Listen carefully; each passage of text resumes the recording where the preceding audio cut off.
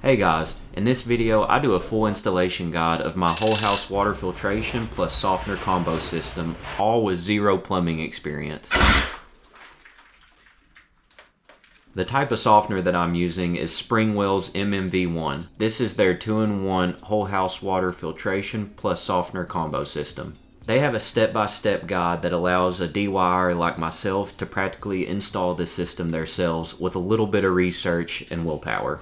However, when it comes to the plumbing side of their installation guides, I would exercise extreme caution because every person's plumbing situation and manifold system will likely be very different from the next. For example, I have PexB plumbing. However, another person may have PexA plumbing, which is similar to PexB, but also different enough that the installation process is completely different. So what I would suggest is to fully understand your plumbing and manifold system first and have a plan on how you want to route your plumbing into your water softener / filtration system. Once you fully understand your plumbing and manifold system, make sure the dimensions of your room are going to be big enough to hold your water softener and your brine tank. Something to also not forget is to make sure that power is going to be easily accessible. So the first step is to set up your softener tank. So right now, I've got my silicone grease. I actually use this for work. This has an O-ring around it, just right here. You can see the O-ring. So I'm going to get that on the O-ring.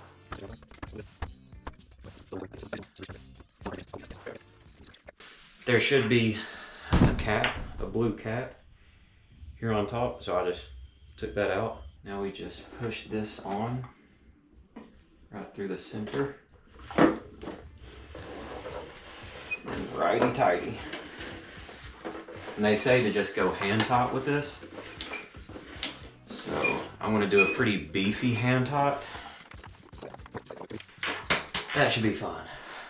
Now, the issue that I was having earlier was getting this thing under. You can see where they've got the main line that runs to the water heater.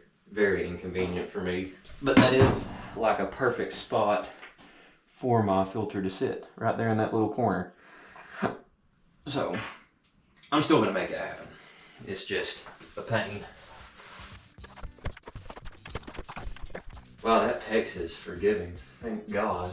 So the location that you see is where we ended up mounting my pre-filter on a 12x1 panel board with 1x1 sticking out from the stud to ensure that the lag bolts wouldn't go into my drywall and potentially damage any of my water lines. The next step is to turn off the hot water tank at the breaker. This is to ensure that none of the heating elements get damaged whenever you drain your water. Water heater turned off. Then we want to close our main water line. Because my main water shutoff valve was situated in a place where I needed to cut before it in the house, I had to close my main water line at the meter outside my house. I had to use an adjustable wrench to access the meter because it is a pentagon-shaped bolt that holds it together.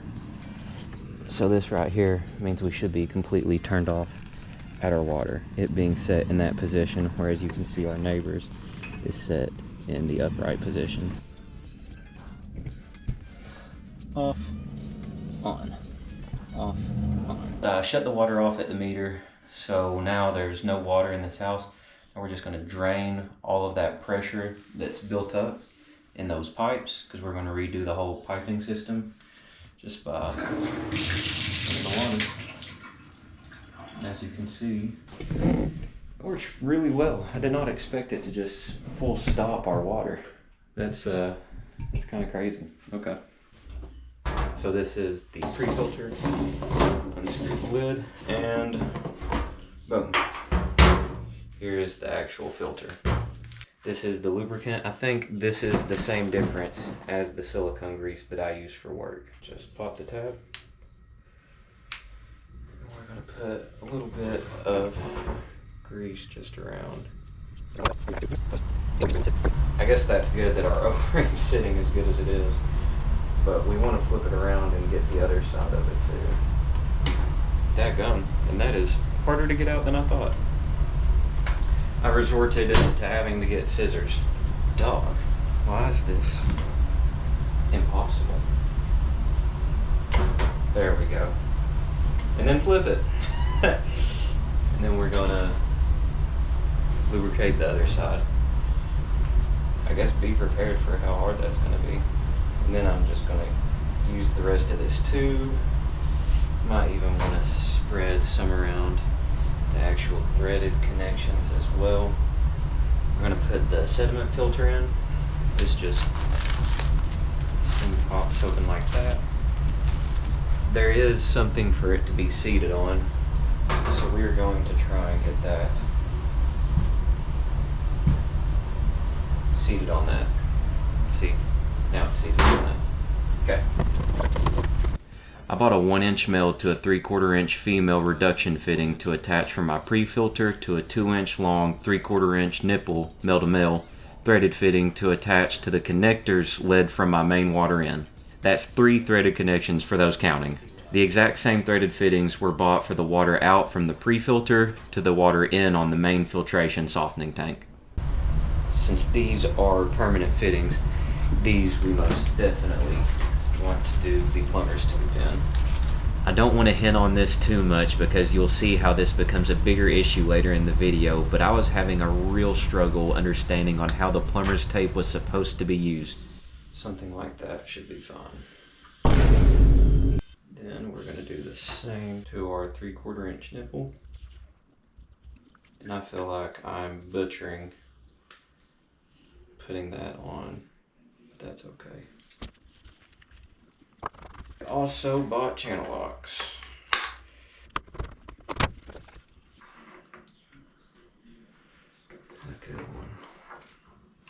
I should have done a hex one. Now I see why. They had hex fittings there, and I chose not to get them. So this is rounded here, and that would have worked so much better. Would have been completely fine. So I don't know. I don't know what I'm doing. So I'm gonna try and twist it this way, holding the channel locks down right here. And I feel like I'm not twisting a thing. Yeah, I can't get it to budge. I'm assuming that's good. It's not far on there at all, but I really can't do much else with that.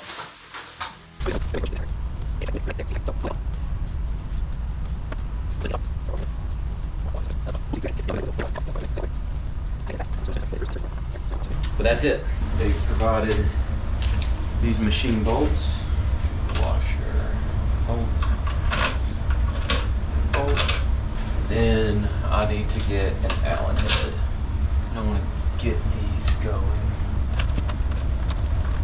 Dude, I jacked up my hand trying to thread those nipples on. I hope that they hold. We'll see how it turns out. That's probably the connection I'm most nervous about holding, are those nipples.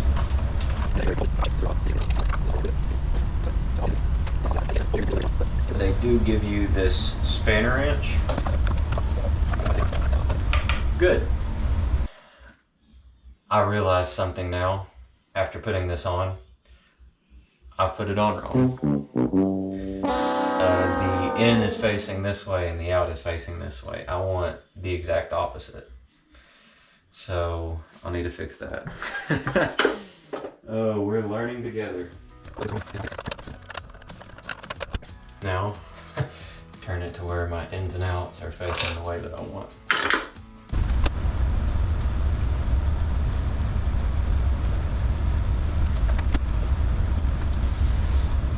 So now is when the fun begins. We're gonna start cutting. Make sure to have a 5-gallon bucket around or a towel to keep from making a mess. There was a lot of water in that.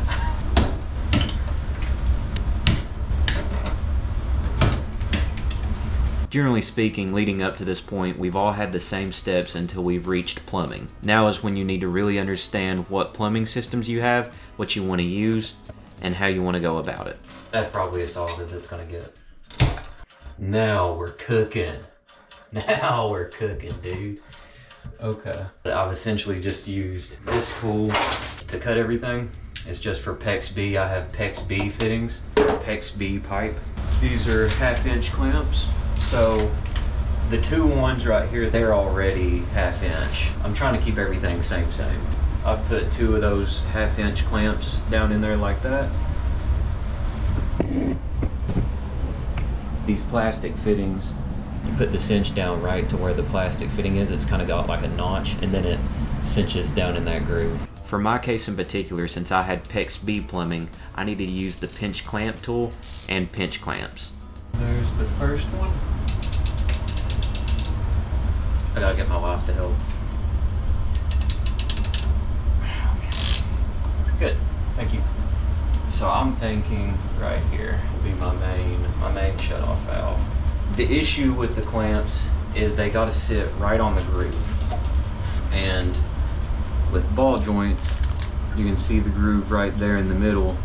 There isn't like a plastic fitting, where these plastic fittings, all you do is just put the tube up to it and then you're right on that groove. Got these Pro pinch clamps. They've got the notch already on them. So you can see when I put it on there, it'll already have the notch. Specifically for the ball valves, that's what we use the Pro pinch clamps for. I'm gonna go right to where my thumb is. I should need to hold the side that I need cut.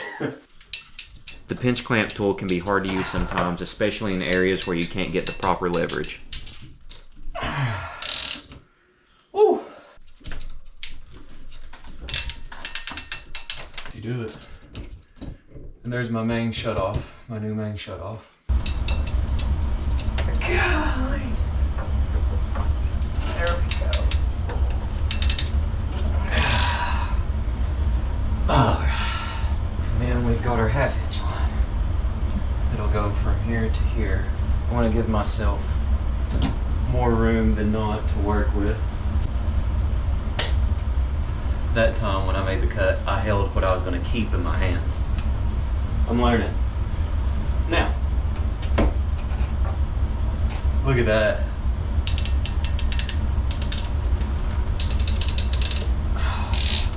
It's real easy when I can get a hold of it right here.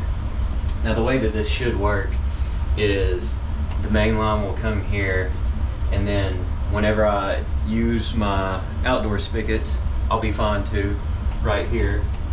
But, oh, I didn't think about that now, did I? Oh, you didn't think about that.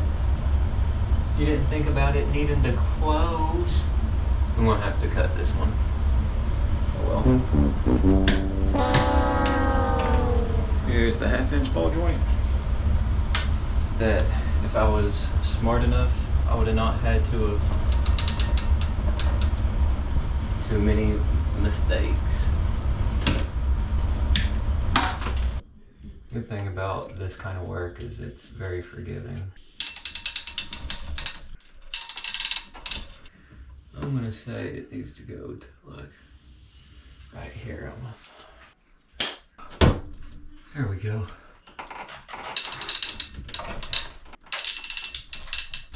Now, good. Okay, so from main supply line, I can shut off here, but if I wanted to use any of my outdoor spigots, I can. And it's not going to be burning a lot of my filtered water, which is good. Let me get that out right.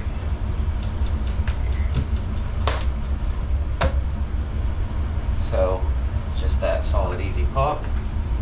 That's all I'm looking for. And that's straight to the pre-filter. Golly, those are tough than you think, dude. Okay, that's it. Next, we install the bypass on the tank. So that's where these guys come into play. Probably will put some plumber's tape on this, and I'll put some silicone grease on these O-rings.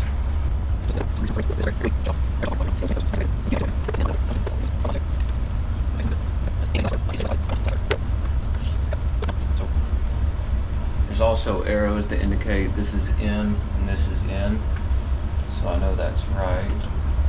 I think I push them in.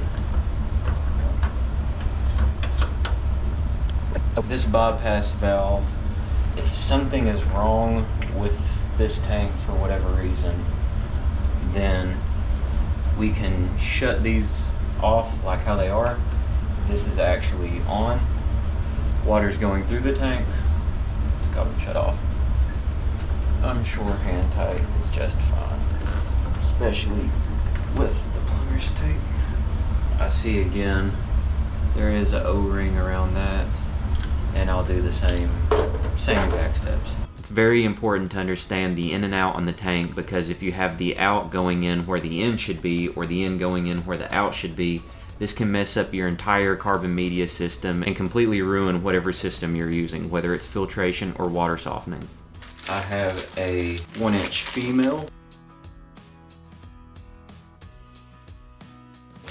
that will go on this 1-inch mill on the tank, and then of course a 3/4 inch nipple.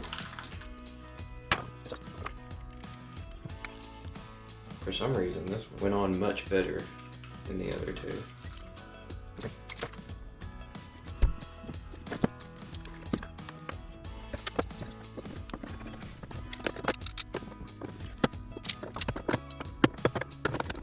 To me, that right there is fine. Okay, so I just put the plumber's tape on all of my remaining connections. So this is my 3/4 inch to 3/4 inch female connector, and it is going to go from the out of the pre-filter to the in of the combo filter softener. If anyone's watching has done a project similar to this, let me know in the comments if you've had as many issues as I'm having using corrugated connectors. These corrugated connectors ended up being a key downfall to this project. Eventually I just gave up because I was fighting tightening this connector so bad. It's bending like that though. Okay, I'm gonna stop doing it just because that's being weird. The main in, got it going through the pre-filter and then into the back of the in on this filter through this pipe. So now I'm just looking to get the out back into the house and then into the water line. So what I'm looking to do is an elbow here to here, and then the shut off for the water heater like right here. Alright. I've got the 3/4 inch to push connect. It's gonna go pretty much under here somewheres.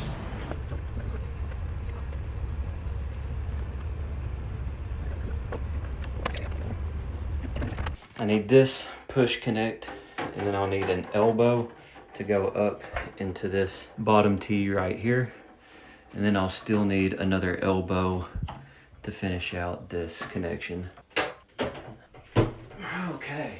Yeah, so we don't have enough, like, this T right here does not meet, I'm literally missing like not even a foot of pipe. So she's gone right now to get that, and then we'll be fine, but that's crazy. I literally just didn't have enough. That is so crazy. That makes me freaking sick. That makes me sick. Oh man, that's such an L. That is literally the biggest L I could have taken. Are you sure about that? Let's get to cinching.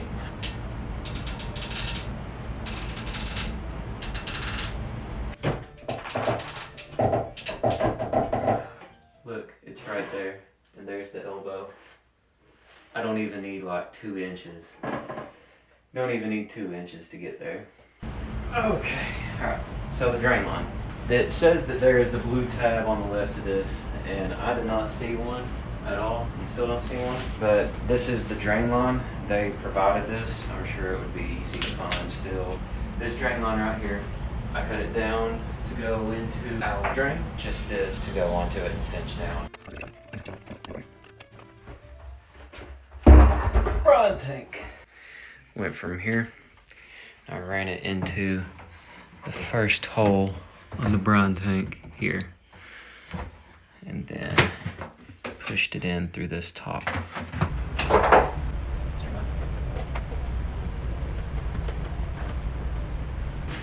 So similar from this to the drain, I ran from this white one, that drain line.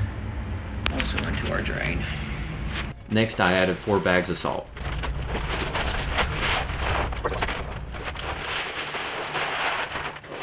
The last day.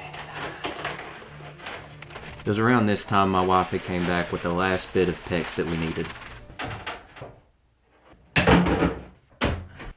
And there she is.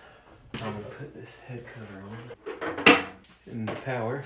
I'm running my power from there to this far bottom left hole, right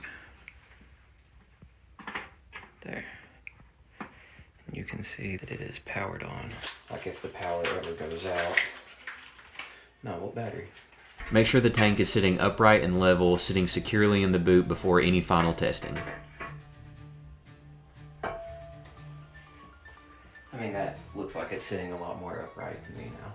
Leave a faucet on in your home when testing to make sure that water is still running when you're testing for leaks. Slowly turn your ball valve so the water pressure doesn't instantaneously flood your home.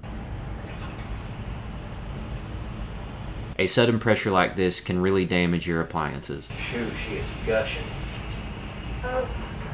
Oh. Where's it coming leaking out of from? this. That thing. Can't see. That thing. What's that? I don't know. Looks like it's not hooked up to anything. Is there a cap supposed to be on there? I did not note until this point that there is a pressure release on the pre-filter, which is okay here because we don't want any air being in the pre-filter. See that dude now, and I will tighten his nuts.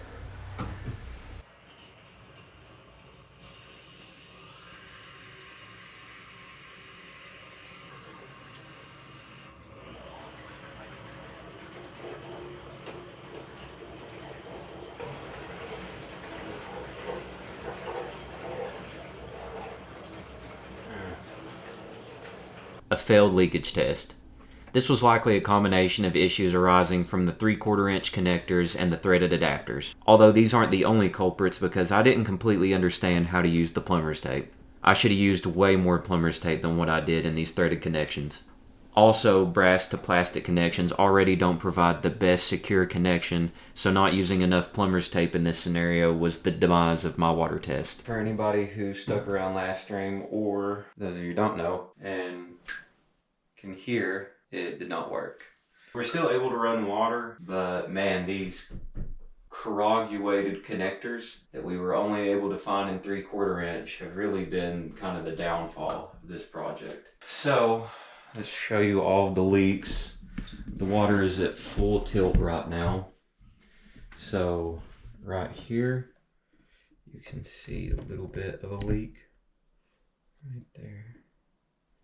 It's a little wet. Here has been the biggest problem child.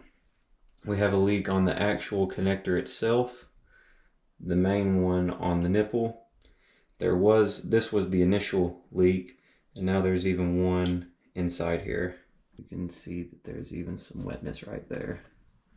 So, all of our connections where we've had to put adapters are leaking. And just to show you how much the leaking issue is, this bucket is about, I want to say it's about 1/6 of the way full. I bought 5 more feet of 3/4 pipe. I talked with an actual plumber today. I went to Plumber Supply Company. You cannot have too much seal tape on there. Literally can't have too much. So we're going to make all of our threaded connections really, really tight today, because that's where everything is failing right now. So what instead I've done is I've got these 3/4 inch brass fittings that'll go onto my PEX tubing, and then 1 inch male adapters. These have hex on them instead of just rounded edges, so that way I can cinch them a little more tight. Plus I have the knowledge now of how it needs to be taut. I got 2 of those for the pre-filter, and then I've got female adapters for the actual tank itself. I'm going to start by cutting the water. Step 1. And I've already turned the water heater off, so we can't damage any of the heating elements. Let's go drain as much of this water as we can.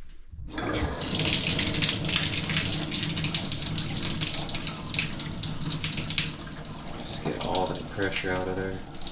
So there's probably some pressure built up in here. I think that I can release that with a flathead, so I will be back. Okay, that works. With my new approach, I wanted to cut down on the threaded connections. So I went from 3 separate threaded connections at each ends of the filter in and out to 1 threaded connection straight to my PexB plumbing. I think this goes on there like so. This is SharkBite's disconnect clip tool. This tool is used to disconnect push-to-connect connectors such as the one you see. That was easy. Nice little tool. You know, there's a price to pay with doing things DIY, and we had some leaky water last night. I want to try and save this to return it. I'm trying to save money. Hard to save money if nothing you buy is being used. Not pipe dope, but yes, there is some threaded silicone on there. I think it's just too many. For one, it's not enough, and pipe dope would help too, and I've learned that. I've learned that you can't have enough. There is no getting this off, so I'm actually just going to toss this adapter piece. It was a dumb idea to begin with. So right here is where this connection makes with the PEX. This tool is crazy. All you do is just snap it on the fitting and just pull. Of course, now when I'm trying to do it, it's giving me some grief.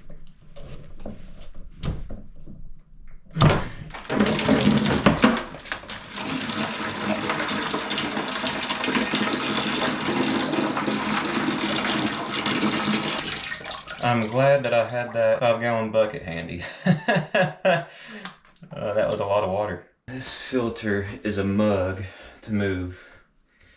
It is heavy SOB. I honestly dread doing it. But I mean, I guess we just have to do it. Yeah, okay. It's these pops, man. Soon we'll be gone. I'm gonna do this low-hanging fruit first.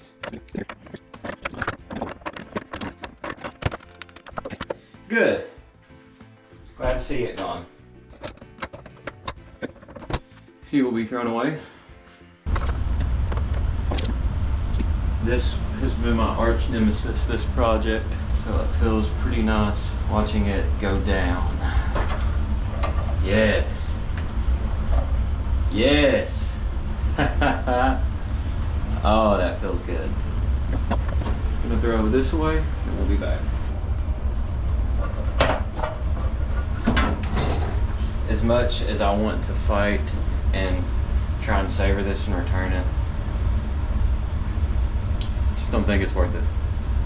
So this right here, the problem in all of it, is finally gonna go to the grave.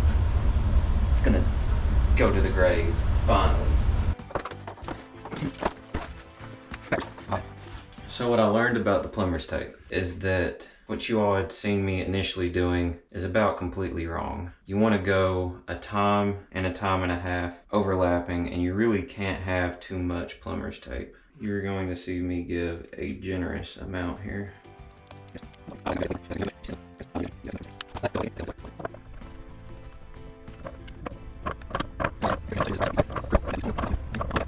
This is my 1-inch male adapter to 3/4-inch PEX bar. As you can see, I mean, I've lathered it up in that plumber's tape.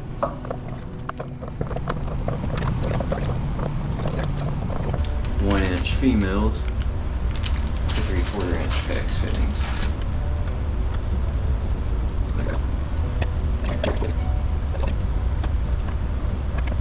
She told me you can't put enough of this stuff on there, and that was like music to my ears. That feels really good.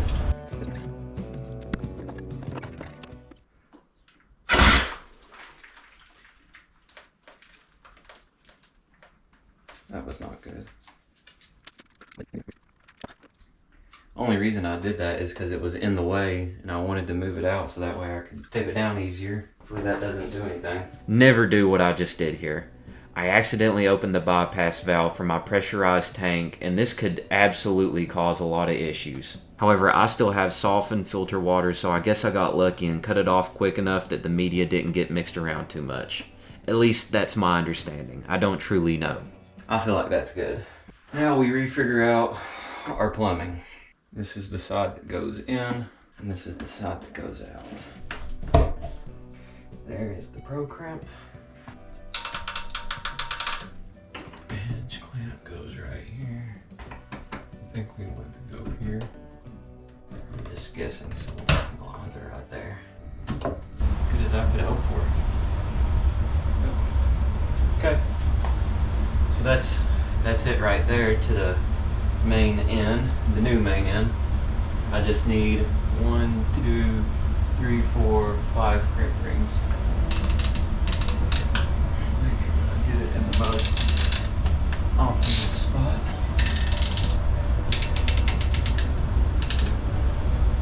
Make sure that the tank is level-ish. So now I'm having to bring out the tape measure.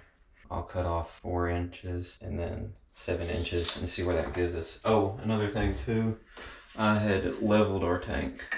Wow, it was off camera. As about as level as I'm willing to fight it. Right here, 4, and then 7. Okay, all right, that bad boy on there. And it's already got marked for us where we need to be. Cinching down these pinch clamps is really hard on the arms. It's hard.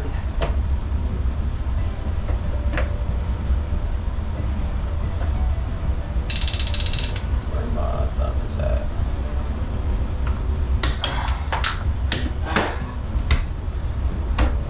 All right.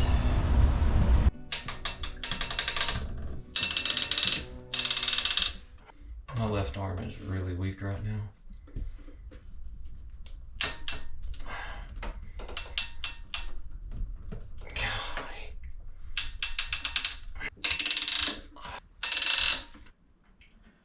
Okay, about right where the and is here is roughly where I'm going to be cutting. Okay. Yeah, let's do 5 inches. Get that right there. This guy. Now, zoop, zoop, zoop, zoop.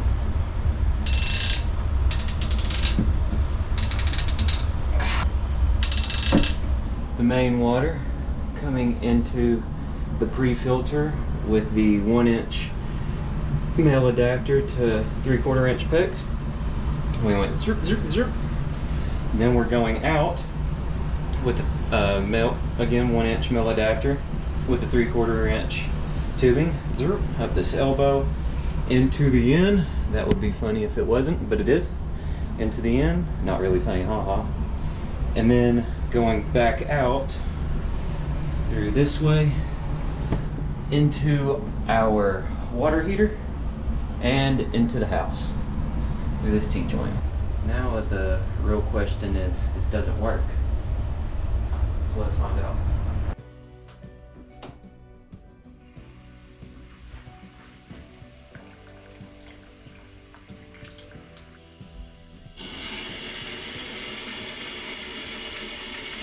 Oh no.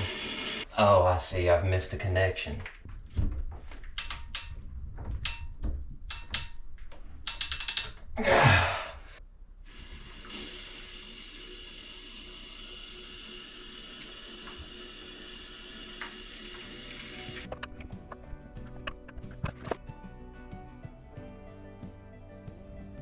Okay, so it's coming in here, through here, bypass here, here.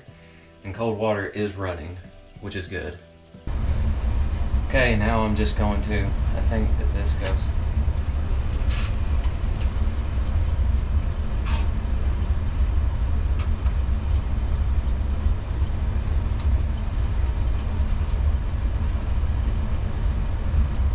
No leaks here, none of these.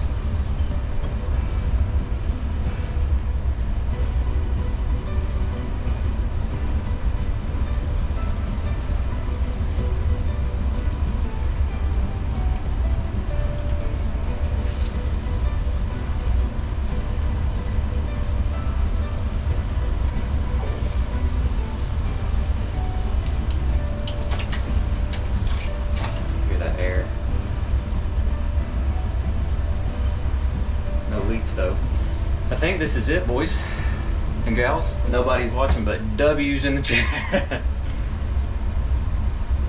Good, very good. I just wanted to come on to say that I let the water run for 10 minutes. I've got it wide open right now on all the valves. I tested the outside spigots too. They're both running good pressure as well. I mean, look at that. There's no, everything is bone dry. All of our connections are bone dry. All in all, here is a picture of the whole system. So all I need to do now is just a regen to let the brine tank fill up and set this right, and we'll have a filter test that I may do to show y'all the difference from the water outside versus the water that we'll get from this after we do the regen. But I just wanted to show kind of the finished product and how everything looks. So yeah, really happy. So as you can see with the tree behind me, it's December. So we are many months past when I've installed the water softener now, and it's a little cold in the house, that's why I have a hoodie on. But anyway, I filmed me putting in that water softener probably in, gosh, I'm gonna say August, maybe September at the latest. So yeah, this kit measures how hard your water is in grains per gallon. From the video, you can see that one of these is from my outdoor spigots, and then this is our soft water. It may be flipped around, I don't exactly remember which one is which, but we should see a clear difference. This is actually the second time I've done this test. The first time I did it was to actually gauge what my water hardness was and set my settings right on the app. So now that I've set the settings right on my app on how much to treat my water for how hard it actually is, this should be an accurate representation of how our system runs. Let's just do the test with first the one on the left. And I've completely forgot, but it should be clear which one is which. Should be. We'll see. Okay. Now I want to get a level scoop of this reagent. And this is what's going to react with the hardness itself. Okay. So just off the rip, I know that's the hard water because our soft water is going to be blue. So we're going to mix this around. The color that we want to see from really soft water is like a royal blue. So if you look at this right here, you can tell that this glass is kind of red, kind of purplish. So now we're going to see how hard our water is. This is our testing solution, and for each drop is a grain per gallon. So I want to be really careful here. There's one. And the number I'm expecting to see from the last time I tested this is around 15 drops, 14, 15 drops. There's 2, 3, 4, 5, 6, 7, 8, 9, 10, 11, 12, 13. Uh-oh, it's starting to get there. Okay, now at 13, we see it's starting to look purple, but would you call that royal blue? I don't know if I would call that royal blue just yet. 14. And there we go. So 14 drops, and this I think is exactly what I expected to see. Now you can see that is a royal blue right there. So our water is roughly 14 grains per gallon without any treatment. So this is our hard water. This is the water that's running to my outdoor spigots. This was again what was going through our appliances and all that. So now I'm going to clean all of this, and then we're going to run the test again, this time with our soft water. Here's my vial, and here is the faucet water. I might dump it out one time, and then so that way it's a truly just tap water. Hopefully this tap water is a little different than your average tap water, is the hope. When I did this the first time I tested, I actually got automatic that royal blue color, which is good, but you don't want to over treat your water, and you don't want too much salt in it, if that makes sense. Now here's what I want to see is if I put this in here. Okay. Then let's shake this around. Look at that.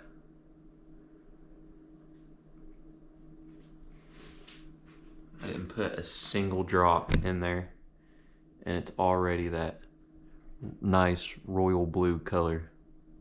Not a single drop, and it's already the royal blue color that we want. So we have soft water, which tells me a couple things. 15 grains per gallon is perfect for how we want to treat it, because that's what we tested for, and we're still getting incredibly soft water. Thank you if you stuck around to the end of the video. I really do appreciate all the support. Please consider leaving a like, comment, sharing, and subscribing. Thanks.